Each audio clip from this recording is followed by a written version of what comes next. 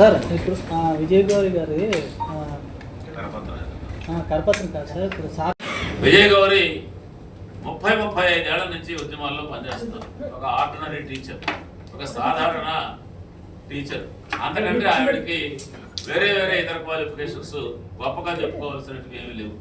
కానీ నేను ఈ 30 ఏళ్లలో ఆవిడ జీవితం ఏంటి, కుటుంబం మొత్తంగా ఆవిడ ఈ ఉద్యమాల్లో యూటీఎఫ్లోనే కాదు, మహిళా ఉద్యమాలు అన్నింటిలోనూ కూడా ఆవిడ పాల్గొన్నది. ఎన్నికల కొరగా ఏమి జీవితంలోకి ఆమె ఇలాంటి విషయాల్లో ప్రవేశించలేదు.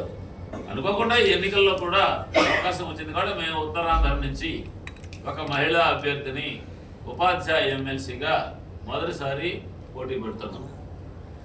ఖచ్చితంగా ఇక్కడ నుంచి వచ్చేటటువంటి ఎమ్మెల్సీ గొంతెత్తి మాట్లాడేదిగా ఉండాలి, ప్రశ్నించేదిగా ఉండాలి, ఈ వైపుకి ఆ వైపుకి ఒరిగిపోకుండా ఉండేదిగా ఉండాలి.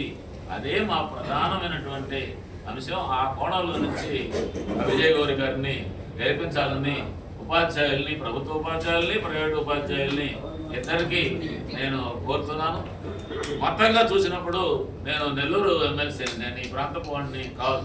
బయట నుంచి వచ్చి మీకు ఇంతకాలం ఈ 3 జిల్లాల్లో ప్రచారం చేస్తూ పరిశీలన చేస్తూ ఉండే సందర్భంలో చూసినప్పుడు ఒక వాతావరణం ఉన్న అభ్యర్థులందరిలో ఉత్తరాంధ్ర గొంతును గట్టిగా నిలిపించగలిగినటువంటి, రాజకీయాల వైపుకి ఒరిగిపోకుండా ఉండేటటువంటి వ్యక్తి విజయ్ గౌరి ఒక్కరేను అనే భావన దాదాపు ఉపాధ్యాయ వర్గంలో ఓటర్లలో వచ్చింది.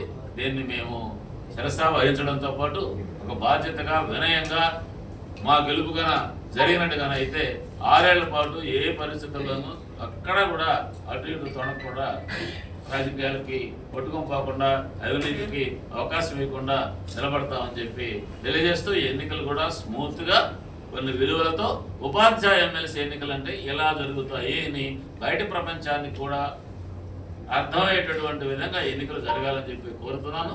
పోటీ చేసే అభ్యర్థులు, పోటీలో వాళ్ళని పెట్టినటువంటి సంఘాలు కూడా ఆ ప్రమాణాలను పాటించాలని చెప్పి